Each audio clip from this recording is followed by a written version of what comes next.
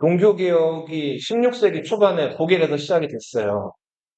자, 이제 독일에서 루터라는 사람이 종교개혁을 이끌었고, 자, 이제 프랑스에서는 칼뱅의 종교개혁 사상이 이제 전파가 되는데, 우리 프랑스로 간 칼뱅파들을 위그노라고 한다고 그랬죠?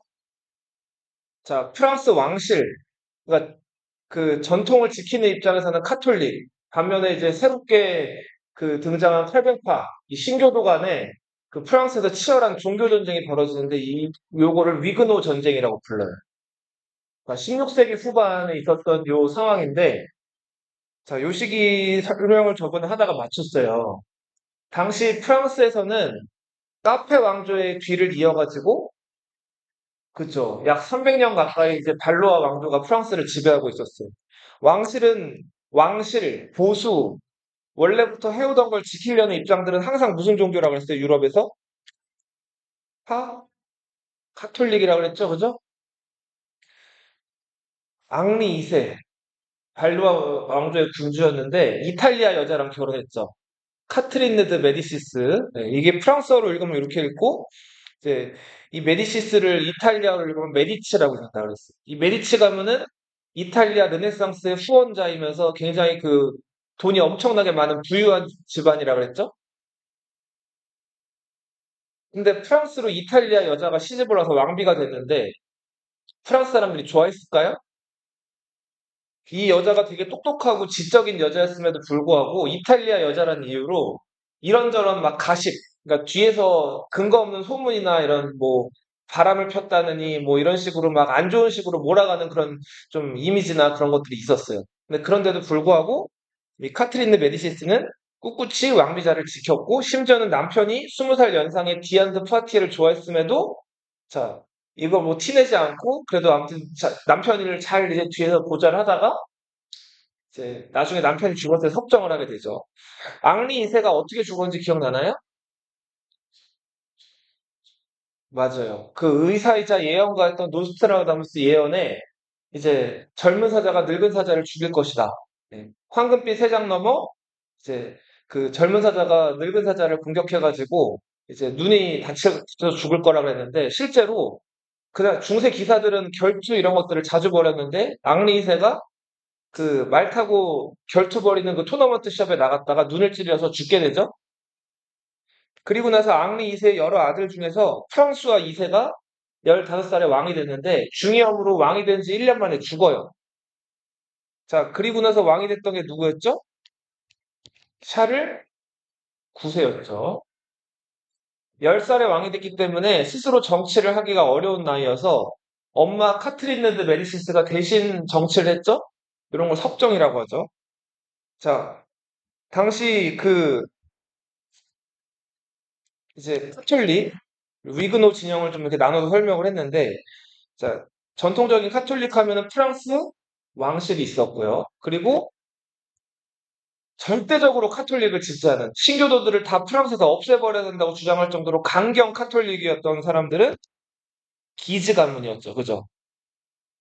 자, 그래서 위그노와의 전쟁을 이제 이끌었던 불교의 핵심 지도자 그룹들 기즈 가문, 프랑스와 기즈, 앙리드 기즈가 있었는데 이 프랑스와 기즈가 신교도들한테 암살당하는 사건이 벌어지면서 아들 앙리드 기즈는 아버지 원수를 갚기 위해서라도 신교도 하면은 더 일을 가는 아주 강경 카톨릭이었어요.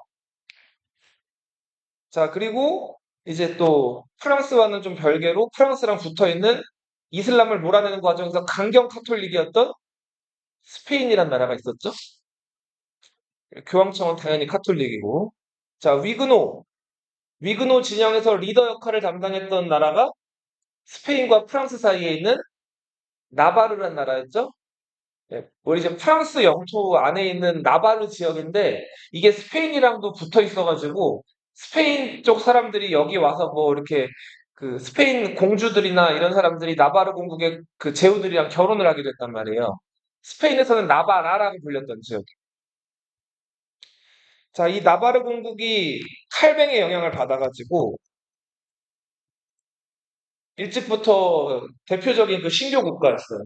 위그노들이 많이 사는 지역이었는데 이 나바르 공국은 이 프랑스 전통과는 달리 여자들도 그 리더나 왕이 될 수가 있었다 그랬죠. 자, 그래서 앙투안 부르봉, 잔 달브레 이 두 부부가 이제 신교이면서 당시 나바르 공국을 이끌고 있었는데 남편이 죽은 다음에 아내였던 누구? 잔 달브레가 나바르 공국의 왕으로서 그 제후로서 나바르 공국을 이끌고 있었어요. 그 잔 달브레의 아들이 누구였어요? 앙리 부르봉이었죠. 앙리 부르봉이라고도 읽고 나바르 출신이기 때문에 뭐라고도 읽을까요? 같은 표현으로 앙리드 나바르 이렇게 읽기도 해요. 앙리 부르봉, 앙리 나바르는 같은 사람이에요. 나바르의 앙리라는 뜻이에요. 성은 부르봉 씨고. 그리고 신교 군대를 이끌면서 탁월한 리더십과 전략으로 이제 신교 군대에게 계속 승리를 가져다 줬던 신교의 맹장이 누구죠? 꼴린이라는 해군 제독이었죠. 신교 지도자였죠. 자, 1562년 1월 이제 샤를 9세가 왕이 된 지 채 1년밖에 안 됐을 때 엄마 카트린느가 생제르맹 칙령이라는 걸 발표해가지고 신교도들 프랑스 안에 있는 신교도들의 이런 것들을 일부 인정을 해줬죠. 근데 이게 굉장히 파격적인 조치였어요. 자, 특히 기즈 가문에서는 이걸 찬성했을까요? 반대했을까요? 엄청나게 반대를 했단 말이에요. 그래서 왕실의 허락도 안 받고 바시라는 곳에서 예배드리고 있는 신교도들을 기습해가지고 이 바시 지역에서 신교도들을 많이 죽였단 말이에요. 자, 그래서 신교와 구교의 그 감정들은 점점 더 악화되는 상황이었어요. 자, 계속해서 전쟁이 벌어지니까 프랑스 왕실에서는 이거 좋은 일이에요, 나쁜 일이에요? 나쁜 일이죠. 그래서 자, 결국은 이 내전을 종식시키려면 예나 지금이나 결혼만 한 게 없죠. 신교 가문, 구교 가문에서 결혼하면은 아무래도 좀 더 화합될 확률이 높잖아요. 그래서 카트린 드 메디시스가 자기 막내딸이었던 마르그리트 드 발루아를 나바르 공국의 왕자였던 누구랑? 앙리 부르봉이랑 결혼을 시켰죠? 그죠? 자, 근데 이 마구라는 여인은 엄마 닮아서 머리도 아주 좋고 언어적으로도 아주 뛰어났는데 문제는 얼굴도 아주 예뻤어요. 별명이 프랑스의 진주라 그랬죠. 근데 얼굴 값을 한다 그러죠, 사람이. 이 마고, 네, 마르그리트 말루아를 줄여서 마고라고 한다. 이 마고가 이 여러 남자들이랑 연애를 하고 좀 이렇게 굉장히 자유로웠단 말이에요. 그래서 결혼이 이미 약속이 됐는데 전혀 자기는 하고 싶은 결혼도 아니었고 이미 당시 마고는 애인이 있었죠. 그 애인이 누구였어요? 그쵸. 카톨릭의 맹장이었던 앙리드 기즈가 이미 마고의 이제 애인이었고 마음을 사로잡고 있었죠. 그런 상황에서 1572년 8월 18일 앙리 부르봉과 마고가 파리에서 결혼식을 올리게 되죠. 근데 결혼식을 올리기 2달 전에 앙리 부르봉의 엄마, 그러니까 나바르 공국의 여왕이었던 잔 달브레가 먼저 파리를 방문을 했죠. 자, 근데 이 방문한 과정에서 카트린느가 보낸 장갑을 선물로 받았는데 그 장갑에 독이 묻어있다는 얘기가 있었죠. 그래서인지 모르겠지만 잔 달브레가 파리에 머물고 있을 때 5일 만에 죽는단 말이에요. 자, 신교도들은 이 잔 달브레의 죽음을 당연히 누구의 소행으로 여겼을까요? 프랑스 왕실이나 아니면은 격렬한 카톨릭, 기즈 가문에서 이런 걸 했을 거야라고 하면서 파리 안에서는 당시에 신교도들이 굉장히 감정이 격앙돼 있었어요. 자, 선생님 봐봐. 이렇게 한번 톡 건드리면 터질 만한 그런 위기를 뭐라고 부르죠? 일촉즉발이라고. 네. 파리는 이 잔달브레의 죽음으로 일촉즉발의 상황이었어요. 그럼에도 불구하고 자, 2달 있다가 마고와 앙리 나마르, 앙리 부르봉의 결혼식은 진행이 되죠. 근데 이 결혼식에서 마고가 성원 선언문, 그러니까 당시 주교가 평생 앙리 부르봉을 남편으로 생각하겠습니까? 라고 물어봤는데 거기서 머리를 숙였어요? 안 그랬죠. 이거를 뒤에서 오빠 샤를 구세가 어떻게 했어요? 강제로 머리를 이렇게 밀어가지고 인사를 시켰죠. 자, 그렇게 해서 강제로 결혼이 이루어진 다음에 피로연이 일어나는데 자, 피로연 4일째 되던 날 신교의 지도자였던 파리에 와 있던 콜리니가 총을 맞았죠. 왼팔에 총을 맞아가지고 당시 여기 손가락을 또 잘라낼 정도로 굉장히 그 중상을 입었는데 신교도들이 이때 안 그래도 잔달굴에 죽었을 때부터 감정이 안 좋았는데 꼴리니가 총을 맞았다는 얘기를 듣고 더 화가 많이 나가지고 이들이 몰려가서 프랑스 왕실에다가 막 따졌단 말이에요. 자칫하면은 신교도들이 진짜 국교를 공격할 태세였어요. 자, 그래서 결국은 섭정을 하고 있던 카트린네 드 메디치와 그리고 카트린네의 아들 프랑스 왕 누구 샤를 9세 그리고 강경 카톨릭이었던 앙리 드 기즈 세 사람이 모였죠. 자, 프랑스 왕이었던 샤를 9세는 콜리니를 존경했기 때문에 망설였어요. 하지만 카트린 메디치와 앙리 드 기즈는 이만한 기회가 없다고 생각을 했어요. 지금 아무튼 구교랑 신교 화합한답시고 결혼한다고 지금 파리에 신교도들이 많이 몰려있는 상황이었단 말이에요. 신교도들을 일망타진하기에는 이거만큼 좋은 기회가 없었다고 판단을 했죠.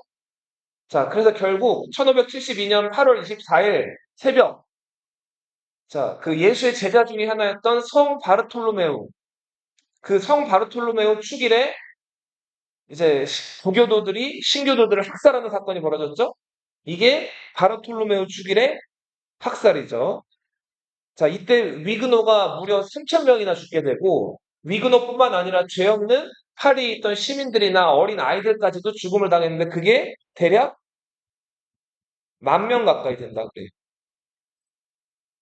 자, 그래서 이 마고와 앙리드 나바르의 결혼식을 무슨 결혼식이라고 부른다고 그랬죠? 피의 결혼식이라고 부른다고 그랬죠? 자, 마고는 이 사실을 몰랐어요. 자기 결혼식, 축하받아야 될 자기 결혼식에서 이렇게 엄마가 주도해서 끔찍한 이런 사건이 일어날 줄을 몰랐단 말이에요. 자, 나중에 이런 사건이 일어난 걸 알고 마고가 자, 이제 엄마한테 찾아가서 막 따진단 말이에요. 자, 그런데도 카트린 레드 메디시스는 이걸 외면하고 계속해서 위근호를 죽이라 그래. 그리고 심지어는 누구에게까지 이제 칼끝이 미쳤을까요? 앙리 부르봉도 죽을 위기에 놓였어요. 근데 이거를 누가 뜯어 말렸다 그랬지? 자기 결혼식을 망친 막내딸? 누구? 마고가 자, 아무리 사랑 없이 결혼했지만 그래도 앙리 부르봉은 이제 뭐가 된 거예요? 자기 남편이죠. 자기 남편만큼은 죽게 할 수 없다고 해서 이제 막 화를 내면서 남편을 끝까지 지켰죠. 자, 그래서 앙리 부르봉이 살아날 기회가 생겼는데 단 조건이 있었어요. 어떤 조건이었죠? 그죠. 자기가 신교 위그노였지만 카톨릭으로 개종한다면 목숨만은 살려주겠다고 했단 말이에요. 그래서 앙리 부르봉이 어쩔 수 없이 카톨릭으로 개종을 하게 되죠. 자, 그 이후에 이 앙리 부르봉과 검은색으로 쓸게요.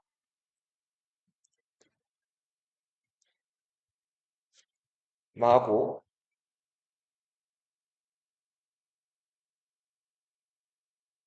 그리고 이 마고가 한 사람을 더 포섭을 해요.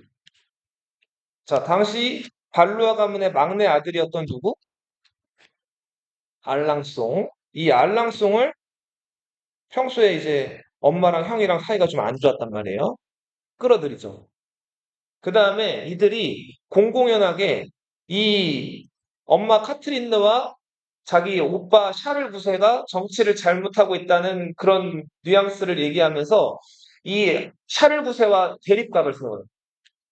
그러면서 이들이 뭐라고 불리게 되면 왜냐면 프랑스 왕실에 대해서 불평불만을 얘기했다고 해가지고 이들을 이렇게 불러요. 불평당이라고. 불평해본 적 있어요? 자, 이들을 뭐라고 불렀다고요? 불평당. 예. 오빠 샤를 9세, 엄마 카트린네 입장에서는 이거 마음에 들었을까요? 마음에 안 들었을까요? 마음에 안 들죠?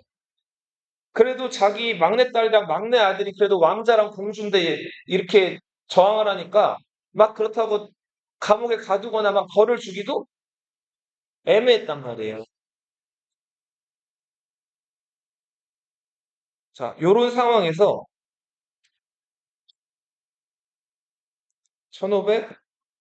1574년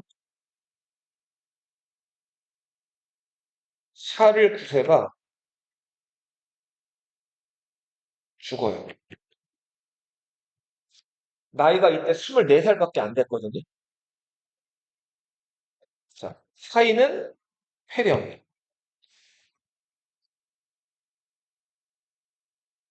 근데 일설에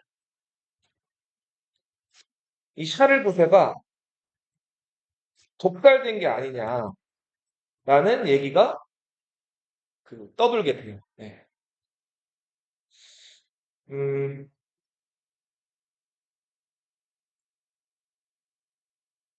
자, 그 샤를 9세가 바르톨로메오 축일의 학살 때 자기가 적극적으로 위그노들 다 죽이라고 했나요? 위그노들 자기가 다 죽이라 그랬어요? 이 사람 콜리니를 존경하기도 했고 망설였다 그랬죠. 근데 누가 강경하게 나섰다 그랬죠? 카트린 엄마랑 앙리드 기즈가 좀 더 강경하게 나섰기 때문에 어쩔 수 없이 마지못해 동의를 했는데 사건이 너무 커져버린 거예요. 근데 이제 기록에 의하면 샤를 9세가 여기에 대해서 되게 죄책감이랑 그런 것들을 많이 느꼈다 그래요.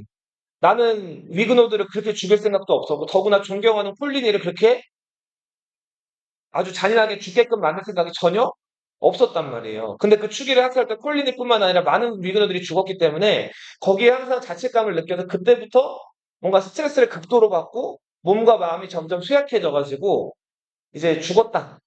폐렴이 더 악화돼가지고 죽었다. 이런 게 이제 기본적인 샤를 9세 죽음에 대한 이야기인데 샤를 9세가 뭐를 좋아했냐면 사냥을 좋아했다 그래 평소에. 왜냐하면은 엄마가 또 너무 드세니까 뭐 정치 이런 거는 엄두를 내기도 어렵고 그러니까 왕이 이제 시간 나고 좀 뭐랄까 시간 때우면서 스트레스 풀 일만한 이런 것들이 별로 없잖아요. 유일한 탈출구가 이 사냥이었던 거예요. 그래서 이 샤를 9세가 사냥 관련된 거 하면은 다 이제 뭐 무기부터 해가지고 어떻게 사냥하는지에 대해서 아주 그냥 척척 박사였어요. 사냥을 많이 다녀가지고. 자, 근데 이 샤를 9세를 미워하는 이 불평당원 중에 한 명이 샤를 9세한테 사냥에 관련된 책을 선물을 해줬다는 거예요. 야사에 의하면은. 자, 근데 그 책이 아주 오래된 책이었어요. 자, 오래된 책들은 이 잘 열려야 이게 책이 잘 넘겨져요, 안 넘겨져요?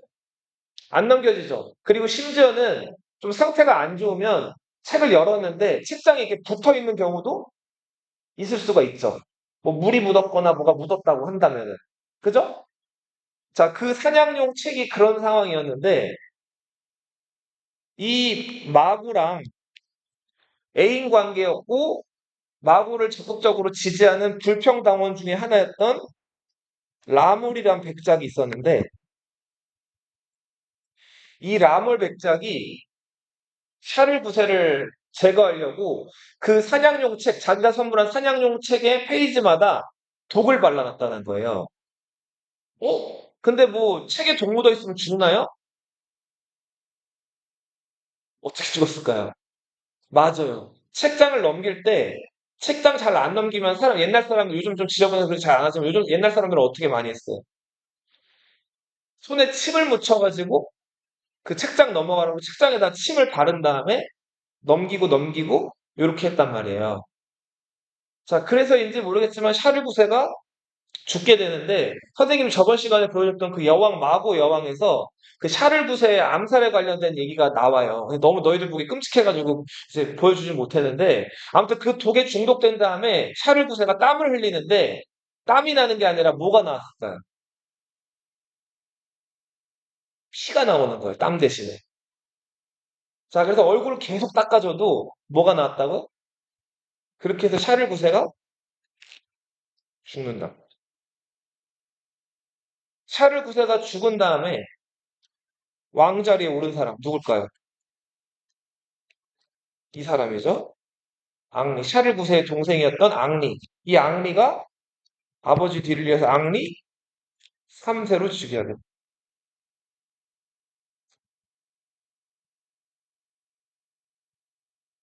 자, 이렇게 여론이 안 좋은 상황 속에서 자, 결국 이 마구가 이제 아무튼 자기는 그래도 공주니까 예.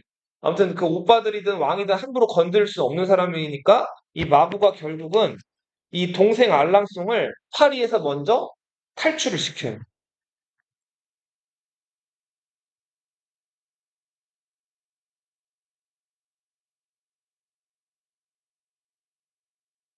자, 그리고 감금되어 있었던 그래서 삼엄한 경비를 받고 있던 이 앙리 부르봉도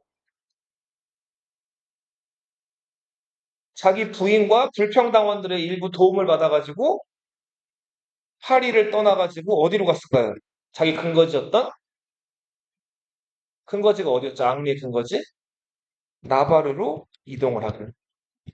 그 나바르의 유명한 동네 네락이라는 파리 그 프랑스 남부의 도시로 도망을 가게. 앙리 부르봉은 이 나바르로 오자마자 제일 먼저 뭘 했을까요? 파리에서 도망쳐 나오자마자 자기 개종하고 싶어서 개종한 거예요? 아니죠. 어떻게 했을까요? 다시 카톨릭에서 위근호로 개종을 하게 됐어요.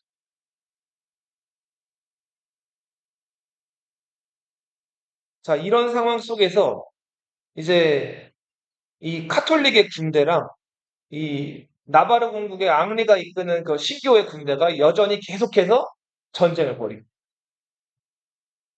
자, 전쟁은 너무너무 치열했고, 자, 이러다가는 프랑스가 정말 망하는 거 아니야 싶을 정도로 내전이 계속해서 과격하고 치열하게 이루어졌다. 결국은 앙리 3세의 엄마이자 마고의 엄마였던 누구? 카트린느가 자기 딸이었던 누구? 마고를 데리고 파리에서 앙리 부르봉을 만나러 온단 말이에요. 자, 이 당시 자, 그렇게 해서 극적으로 신교도들이랑 부교도들의 전쟁이 잠깐 동안 휴전 상태에 접어들게. 자, 그리고 이 마구는 이때 자기 남편이었던 앙리 부르봉을 만나가지고 둘 사이에 아이가 없었기 때문에 몇 년 지내는 동안 아이를 만들려고 열심히 노력을 했어요. 자, 근데 이거 나중에 이제 마구가 죽을 때 또 얘기를 하겠지만 이 마구는 남자 경험이 많다 그랬죠. 그죠? 앙리드 기시를 비롯해가지고 그 프랑스에서 아주 얼굴이 또 예뻐가지고 여러 남자친구들을 많이 사귀었는데 그 많은 남자들과의 관계에서 아이가 생긴 적이 한 번도 없었단 말이에요. 그래서 앙리 부르봉을 모처럼 만나가지고 이제 부부가 이제 그때 비로소 몇 년 동안 관계를 가졌지만 아이를 가지지 못한단 말이에요. 자, 그런 상황에서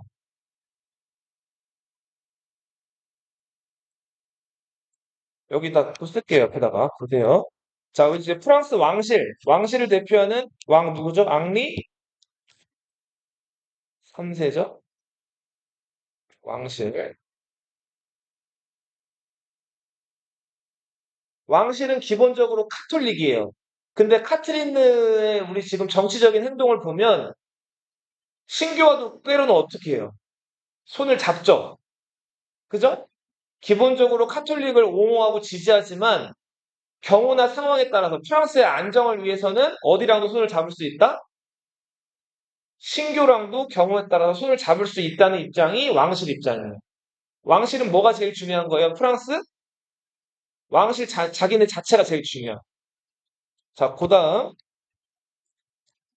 앙리드 기즈. 이 앙리드 기즈는 과격한, 뭐죠? 카톨릭이죠? 그죠?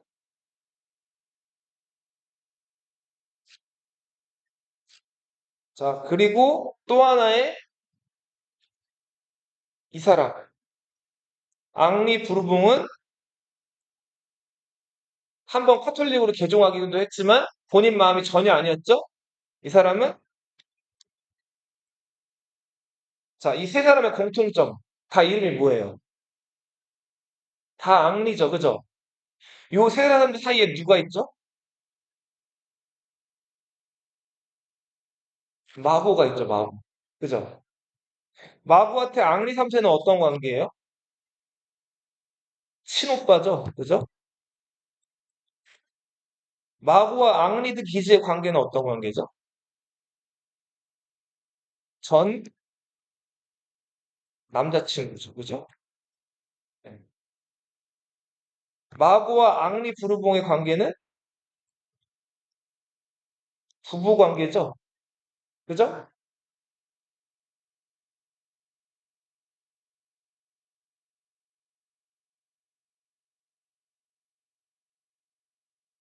자, 근데 마고가 사실 앙리 부르봉이랑 아이를 만들려고 열심히 노력을 했는데 아이가 생겼다 그랬나요? 안 생겼다 그랬나요?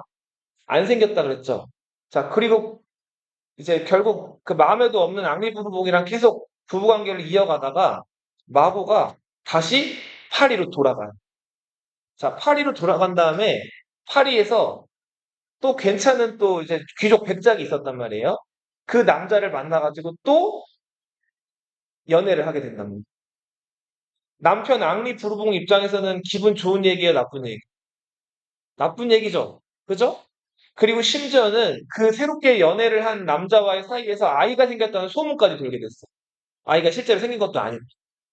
앙리 부르봉이 극도로 화를 내면서 이제 너는 내 부인도 아니야. 다시는 나바르로 돌아올 생각도 하지 마. 라고 선언을 한다. 그리고 더군다나 이 마구는 지금 남편이 있는데 그렇게 불륜하고 바람 피우는 거는 사실은 용납되지 않는 행동이죠. 오빠 앙리 3세도 마구를 좋아했을까요? 안 좋아했을까요? 너 왜 그렇게 칠칠치 못하게 그렇게 막 바람을 피고 다녀? 지금 아니나 다를 지금 전쟁이 심각해가지고 저 위그노 대장이랑 겨우겨우 손잡고 좀 이제 엄마가 이렇게 프랑스를 좀 안정시키려고 했는데 왜 일을 저지르려고 다녀? 해서 이 오빠한테도 미움을 산다. 자, 마구는 갈 곳이 있어요, 없어요? 오빠도 싫어하고 남편도 자기를 싫어하게 됐죠. 자, 그래서 마구는 누굴 선택을 했을까요? 자기 전 남친을 지지한다고 공개적으로 사람들한테 선언을 해. 자, 그러면서 이 앙리드 기즈는 프랑스 안에 있는 카톨릭 교도들의 열렬한 지지를 얻게 되고, 그리고 이 발루아 왕조의 막내딸이었던 마고에게도 지지를 얻게 된답니다. 자, 근데 앙리 3세 입장에서는 자기 여동생 마음에 들어요, 안 들어요? 안 들죠? 그래서 이 마고를 미송이라는 곳에 가둬버린다. 자, 그리고 얼마 안 있다가 1584년에 앙리 부르봉보다 먼저 파리를 탈출했던 이 남자 있었죠. 누구죠? 알 알랑송. 자, 이 발루아 가문의 마지막 왕자였던 이 알랑송이 사망을 한. 사인은 역시 폐렴, 말라리아라는 얘기도 있죠. 자, 근데 알랑송의 사망은 생각보다 이게 심각한 문제였어요. 자, 여기 보세요. 지금 샤를 죽었죠? 그죠? 그리고 알랑송 죽었죠? 자, 이제 앙리 3세 하나 남았는데 앙리 3세는 아들이 없었어요. 만약에 앙리 3세가 잘못되거나 죽으면 발루아 왕실의 혈통이 어떻게 되는? 끊기죠. 이럴 경우에 누가 왕위 계승권에 가장 적합하고 가장 가까웠을까요? 이 사람이 제일 가까웠어요. 잘 기억해보자. 우리 저번 시간에 배운 내용들. 발루아 가문이 프랑스 왕이 되기 전에 100년 전쟁이 일어났던 거 기억나죠? 100년 전쟁 때 프랑스 왕위 계승권을 놓고 그 영국이랑 프랑스가 전쟁 벌인 게 100년 전쟁이잖아요.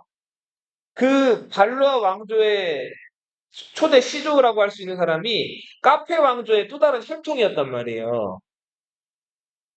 그래서 발루아 가문은 성은 다르지만 그래도 카페 왕조의 혈통을 이어받은 왕조랍니다.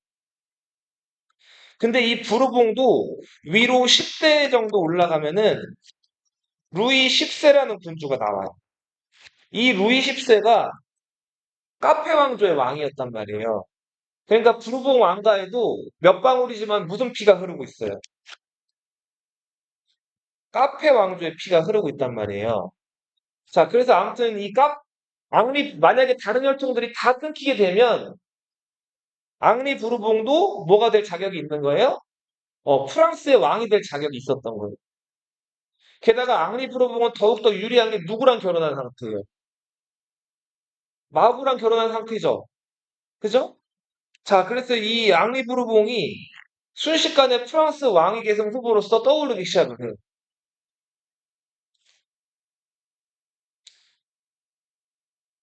자, 그런 상황에서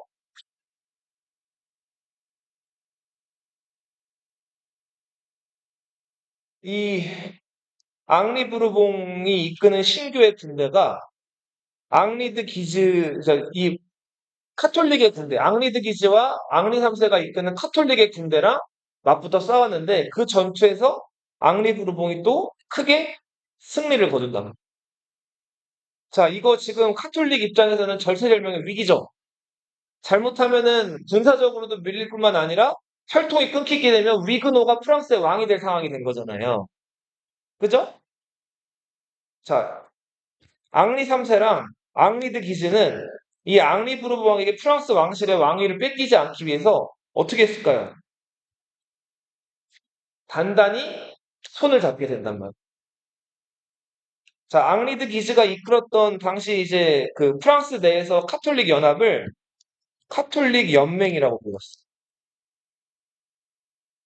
이 카톨릭 연맹과 프랑스 왕실 앙리 3세가 손을 잡아요. 자, 동맹을 맺었으니까 앙리드 기즈가 프랑스 수도였던 파리로 들어가려고 한단 말이에요. 자, 근데 파리로 들어가려고 하는데 들어가기 전부터 파리에 있던 그 시민들, 카톨릭을 믿는 파리의 시민들이 이 앙리드 기즈에게 열렬하게 응원을 보냈어. 선생님 봐봐. 당시 파리에서는 그 바르톨로메오 축일의 학살 때문에 신교도들이 많이 죽기도 죽었고 그 카톨릭도 교도들이 더 많이 살고 있었단 말이에요. 근데 앙리 부르봉이 너무 지금 막 승승장구하니까 파리 시민들은 걱정됐겠죠. 불안하고. 이러다가 프랑스가 위그노 소굴이 되는 거 아니야? 라고 생각을 했는데 그때 마침 누가 앙리드 기즈가 카톨릭 연맹 이제 군대도 이끌고 많은 사람들이 이끌고 파리로 온 거예요. 그러니까 파리 시민들은 앙리드 기즈를 어떻게 했을까요? 싹 환영을 했단 말이에요. 자, 근데 앙리 3세는 이게 보기가 좋지가 않았어요. 왕은 자기인데 사람들이 자기를 왕처럼 여기질 않고 마치 앙리드 기즈를 왕으로 막 이렇게 여기는 거예요. 그래서 앙리 3세가 앙리드 기즈를 파리 바깥으로 쫓아내라 그랬어요. 자, 그래서 앙리드 기즈가 앙리 3세에 의해서 이제 앙리 3세가 보낸 군대에 의해서 쫓겨날 상황이 됐는데 자, 파리 시민들이랑 앙리드 기즈를 지지하는 사람들이 앙리드 기즈를 그 파리에서 못 쫓아내게 딱 막았단 말이에요. 그리고는 이 사람들이 프랑스 궁궐로 가가지고 오히려 앙리 3세를 위협해요. 그래서 결국 앙리 3세는 이때 어떻게 됐을까요? 앙리드 기즈를 쫓아내려다가 자기가 프랑스 파리 남부의 블루아라는 곳으로 추방이 되는 자, 왕이 어떻게 됐다고요? 파리에서 추방이 된 거예요.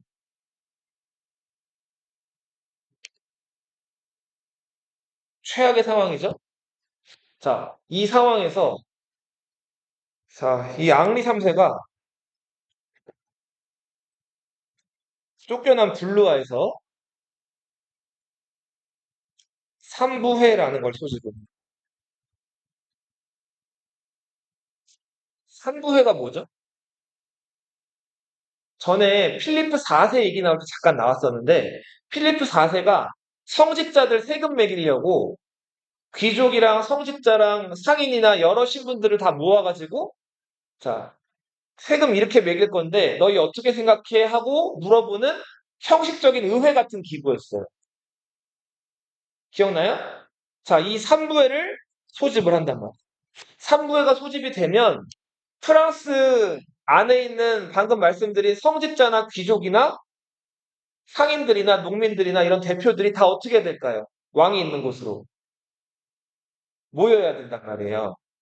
자, 근데 당연히 여기에는 누구도 와야 돼요. 원칙대로라면은 앙리드 기즈도 와야 돼요. 근데 앙리드 기즈가 카톨릭의 열렬한 지지를 얻고 있었고 지금 앙리드 기즈랑 앙리 3세랑 사이가 좋아요, 안 좋아요? 안 좋죠. 이런 상황에서 앙리드 기즈 주변에 있는 사람들이 앙리드 기즈한테 가지 말라고 한단 말이에요.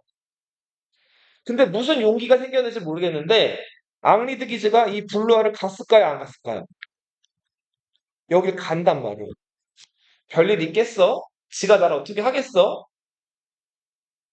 자, 블루아에 있는 삼부에 응해서 갔는데 자, 그 삼부회가 열리는 건물 안으로 들어갔을 때 앙리 3세를 따르는 근위대들이 앙리드 기즈를 포위를 하죠. 그 다음에 어떻게 했을까요? 앙리드 기즈를 찔러서 죽여버린단 말이에요. 자, 그리고는 앙리드 기즈가 칼에 맞고 쓰러져가지고 죽어가고 있는데 자, 그 방 안에 있던 앙리 3세가 나와가지고 자, 죽어가고 있는 앙리드 기즈 머리를 발로 밟아요. 그 다음 뭐라고 얘기했냐면 이제 내가 왕이다 라고 얘기를 하죠. 자, 이렇게 해서 앙리 3세는 자기 정치적 라이벌이자 카톨릭의 어마어마한 인기를 누리고 있는 앙리드 기즈를 제거했죠. 그리고 앙리드 기즈의 동생이었던 그 프랑스에서 추기경을 하고 있던 앙리드 기즈의 동생까지도 죽여버린 겁니다. 자, 근데 이게 이제 큰 문제가 되죠. 앙리드 기즈는 인기가 없었다 그랬어요? 많았다 그랬어요? 엄청 많았다 그랬죠? 자, 그래서 많은 카톨릭 교도들이 이 앙리 3세에게 등을 돌리게 돼요. 그리고 여기 가장 실망한 사람. 어떻게든 카톨릭이든 위그노든 이렇게 끌어안아가지고 프랑스를 안정시키려고 했던 누가 가장 실망했을까요? 앙리 3세 엄마? 카트린느가 이제 다 망했다. 네가 다 망친 거야 하면서 굉장히 실망했다 그래요. 그리고 이 앙리드 기즈가 죽은 그 다음 해에 카트린느가 병이 들어서 죽는다고요. 그리고 약 7개월 뒤 앙리 3세에게 앙심을 품었던 이 앙리드 기제를 추종하던 광신도, 카톨릭 광신도였던 자크 클레망이라는 사람이 이제 그 앙리 3세에게 접근을 해가지고 앙리 3세를 칼로 찔려서 암살해버린다. 자, 이렇게 해서 앙리 3세가 죽음으로 인해가지고 발루아 왕실의 혈통이 어떻게 됐죠? 어떻게 됐어요? 끊겼죠? 이제 가장 프랑스에서 지금 왕이 되기 적합한 사람은 누구예요? 앙리 부르봉이죠? 앙리 부르봉이 앙리 4세로 즉위하게. 이게 이름하여 무슨 왕조? 프랑스의 부르봉 왕조가 열리게 됩니다. 자, 프랑스에는 우리 세 개의 왕조가 있었죠. 자, 전신이 서프랑크 왕국. 그 서프랑크 왕국의 카롤루스 대제 혈통이 끊기면서 백작 위그 카페를 시조로 하는 무슨 왕조? 카페 왕조가 처음에 있었죠. 10세기 말부터 14세기 초반까지 카페 왕조가 끊기면서 등장한 왕조, 백년 전쟁의 원인이 되기도 했던 발루아 왕조가 있었고, 발루아 왕조 혈통이 앙리 3세로 끊기면서 나바르의 앙리가 부르봉 왕조를 개창했죠. 자, 앙리 4세로 즉위하자마자 프랑스의 수도였던 파리로 입성을 하려고 했어. 자, 근데 파리는 위그노세가 강하다 그랬어요? 카톨릭세가 강하다 그랬어요? 카톨릭세가 강하다 그랬죠? 파리 시민들이 앙리를 못 들어오게 막는 거예요. 자, 앙리 사세는 어떻게 했을까요? 여기에 대해서 파리를 봉쇄해버려요. 당시 파리 시민이 20만 명이었다 그래요. 자, 요때가 16세기 후반인데 20만 명 정도 되는 도시면 파리는 엄청 큰 도시죠? 자, 근데 이 파리를 봉쇄한 다음에 파리로 그 식량이나 이런 것들이 못 들어가게 파리를 막았어. 자, 이 봉쇄를 무려 5개월 동안 해요. 그러다 보니까 파리 안에 식량이 어떻게 됐을까요? 다 떨어졌겠죠? 그래서 이때 추정되기로 4만에서 5만 명이 굶어 죽었. 심지어는 이때 이런 얘기가 돌았다 그래요. 파리 안에서 공동묘지에 있는 그 해골들의 뼈가 남아나질 않았다. 봐봐. 너무 배가 고프니까 공동묘지에 이제 묻혀 있는 그 시체를 도구로 한 다음에 그 뼈를 갈아가지고 그 뼈로 빵을 만들어 먹었다는. 믿거나 말거나지만. 자, 그렇게 해서 수만 명이 이제 죽어나는 와중에 파리 사람들은 끝까지 항복 안 하겠다는 거예요. 저 위그노가 와가지고 우리 왕이 될 바에야 다 죽겠다는 거. 자, 근데 그리고 결국은 이 파리 시민들이 어디에다 SOS를 요청했냐면 강력한 카톨릭 국가 스페인에다가 SOS를 요청한다. 자, 그래서 이때 스페인 군대가 파리로 진군하게 돼. 앙리 사세 입장에서는 이거는 고민거리죠, 지금. 스페인이랑 또 전쟁을 치르게 생겼잖아요. 자, 그래서 어떻게 했을까요, 앙리 사세가? 찍어봐. 어떤 행동을 했을까요? 앙리 사세 잘하는 거 있잖아요. 또 개족을 해. 걸레죠, 걸레? 뭘 했다고요? 또 위그노에서 카톨릭으로 또 개종을 합니다. 자, 그러자 파리 시민들 어떻게 했을까요? 파리 시민들도 스페인 군대 끌어들이는 건 선을 넘은 행동이라는 걸 알아요. 스페인은 다른 나라죠. 지금 내전 자기네 나라들끼리 싸우면서 스페인 끌어들였다가 스페인 지배받게 되면 그거만큼 또 최악인 상황은 없잖아요. 파리 시민들도 왕이 개종까지 하겠다니까 마음을 누그러뜨린다. 그렇게 해서 마침내 앙리 사세가 파리에 입성을 하게 되고 입성 후 1598년 낭트라는 도시에서 칙령을 발표해. 이게 그 유명한 낭트 칙령이에요. 따라 읽어보세요. 낭트 칙령. 낭트 칙령의 내용은 뭘까요? 프랑스에서 위그노, 위그노들의 신앙의 자유를 허용한다는, 신교의 자유를 허용한다는 거죠. 자, 이렇게 해서 부르봉 왕조가 열리게 되고 앙리 사세는 어렵사리 파리로 들어와서 낭트 칙령을 발표하면서 이제 개종을 해가지고 그 카톨릭 군주로서 프랑스 왕위에 올랐지만 낭트 칙령을 통해서 위그노들의 신앙의 자유를 다 허락해줬단 말이에요. 자, 그리고 12년 뒤 1610년 앙리 4세가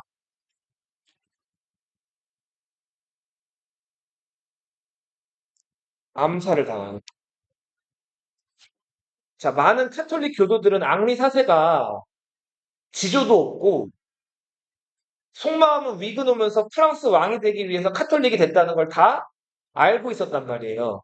이 앙리 4세에게 불만을 품었던 광신도, 카톨릭 광신도 라바이악이라는 사람에게 이제 마차를 타고 가다가 가슴에 칼을 2방 찔려가지고 앙리 4세가 죽게 됩니다. 자, 그리고 그 뒤에 이제 이야기를 오늘 하고 좀 마칠 텐데 요것만 한 5분 할게. 봐봐. 선생님 봐봐. 앙리 4세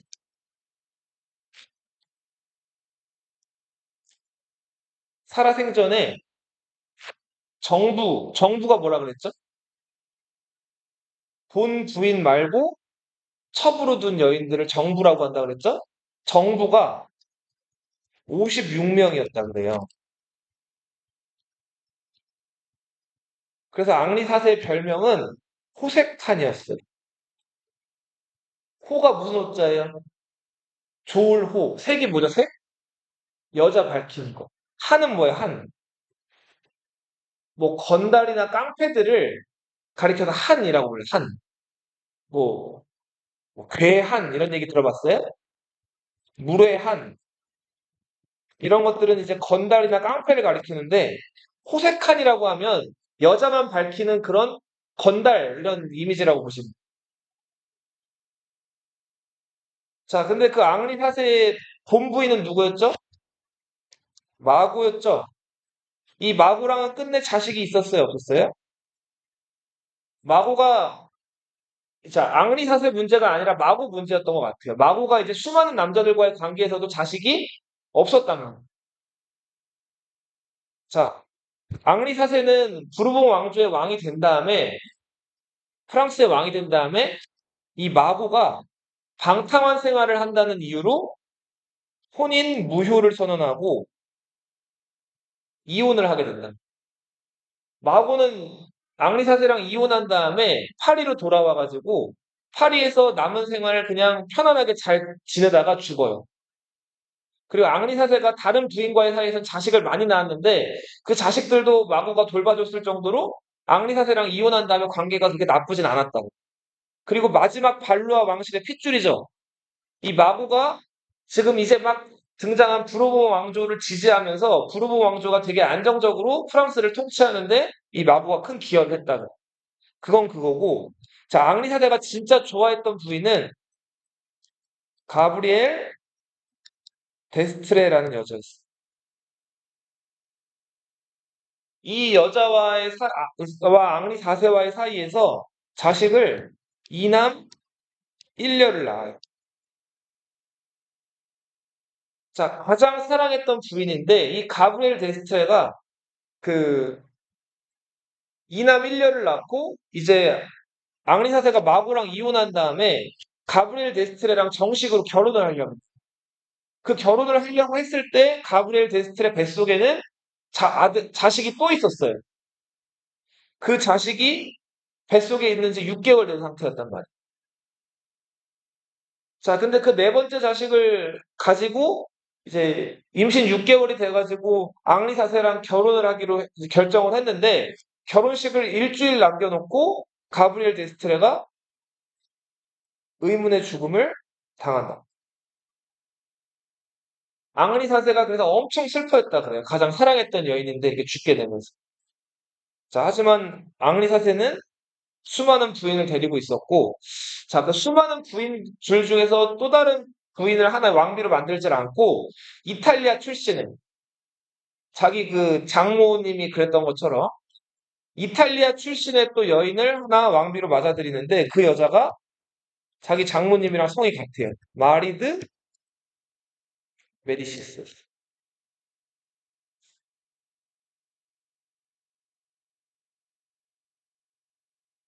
자, 그리고 이 마리드 메디시스와의 사이에서 삼남 삼녀를 낳는데, 큰아들이 루이, 둘째 아들이 가스통. 가스통이 아니다. 가스통이었어요. 앙리 사세가 갑자기 죽었죠. 암살당했잖아요. 그래서 이 루이가 왕이 되는데 이 사람이 루이 13세예요. 몇 세? 13세에 왕이 됐을 때 나이가 9살이었어요. 그러다 보니까 누가 정치했을까요? 엄마 마리드 메디시스가 섭정을 한 거예요.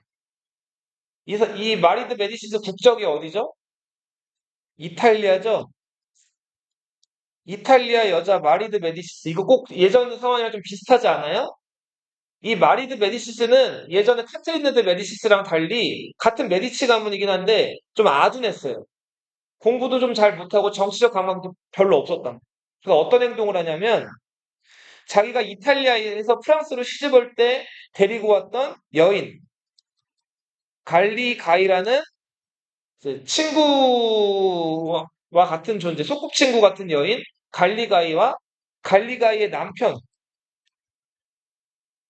콘친이란 남편이 있었는데 이 이탈리아 사람들한테 많은 좋은 관직이랑 권력을 넘겨준단 말이야. 그래서 이 마리드 메디시스가 섭정을 할 때 이 콘치니가 이제 많은 권한을 행사한다.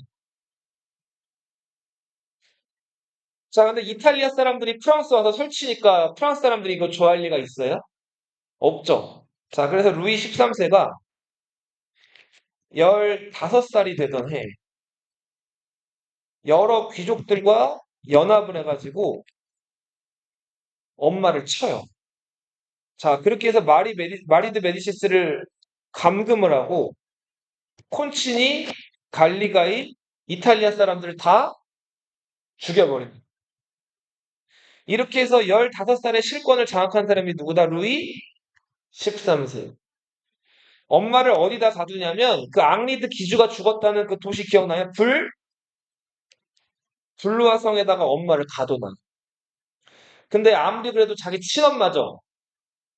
그러니까 마음이 좀 캥기는 게 있었는데 이 마리드 메디시스가 권력을 가지고 있을 때 권력을 줬던 굉장히 똑똑한 추기경이 한 명 있었어요. 추기경은 교황 아래에 있는 성직자죠. 그 성직자가 리슐리웨라는 추기경이었어요. 이 사람 권력을 누가 줬다고요? 마리드 메디시스가 똑똑해가지고 권력을 준 사람. 근데 이 리슐리웨는 마리드 메디시스가 몰락했기 때문에 리슐리웨도 어떻게 됐을까요? 같이 몰락을 했었단 말이에요. 자, 근데 루이 13세는 이 리슐리웨라는 사람, 엄마가 뽑은 사람이긴 하지만 능력이 있다는 걸 알아보고 이 리슐리웨를 쓰기로 했어요. 그리고 리슐리웨는 루이 13세 기대에 맞게 이 마리드 메디시스, 갇혀있는 마리드 메디시스와 루이 13세를 왔다 갔다 하면서 둘 사이를 화해를 시킨다. 자, 그리고 나서 마리드 메디시스랑 루이 13세가 다시 예전에 엄마 아들 관계로 잘 돌아가나 싶었는데 사람 욕심이란 게 끝이 있어요, 없어요? 없죠. 이 마리드 메디시스가 자기 둘째 아들이었던 누구?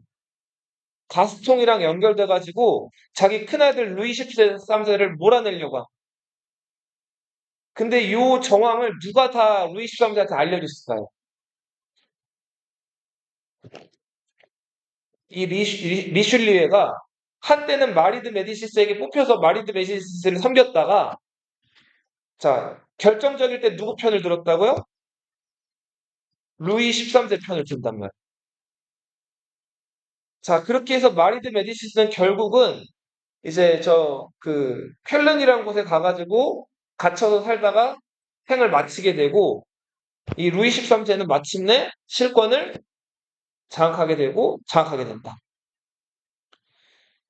자, 보세요. 부르봉 왕조 왕들의 특징은 게을러요. 어떻다고요? 게을러. 왕으로서 정치를 막 적극적으로 나와가지고 이거저거 다 결제하거나 하지 않아요. 정치를 누구한테 시키냐면 똑똑하고 뛰어난 사람을 잘 보는 안목이 있어가지고 그 사람을 뽑아가지고 그 사람의 정치를 시킨다. 그 다음에 부르봉 왕조의 역대 왕들은 게으르게 자기 꿈이거나 왕으로서 어떤 위험을 나타내는 행사에만 적극적으로 참여하고 정치 같은 것들을 잘 안 해요. 루이 13세도 그랬어요. 결정적으로 아주 중요한 것들은 자기가 도장을 찍고 결정을 하는데 기본적으로 정치는 다 누구한테 맡겼을까요? 추기경? 리슐리웨에게 맡긴다. 자, 근데 리슐리웨는 어떤 사람? 멍청한 사람? 아주 똑똑한 사람? 아주 똑똑한 사람. 자, 그래서 리슐리웨는 이 지방에 있는 귀족들의 힘을 누르고 그 권력을 모두 프랑스 왕실에 집중할 수 있도록 여러 가지 개혁을 시도해가지고 프랑스 왕실을 강력하게 만든. 그리고 이 리슐리의 추기경이 권력을 장악하고 있을 때 요 역사적 사실을 바탕으로 만들어진 소설이 알렉상드르 뒤마라는 프랑스의 유명한 작가가 있어요. 그 작가가 요 17세기 초반 리슐리에가 권력을 장악하고 있을 때 상황을 풍자해가지고 만든 소설이 삼총사라는 소설이에요. 들어본 적 있어요? 달타냥 삽총사 들어본 적 있어요?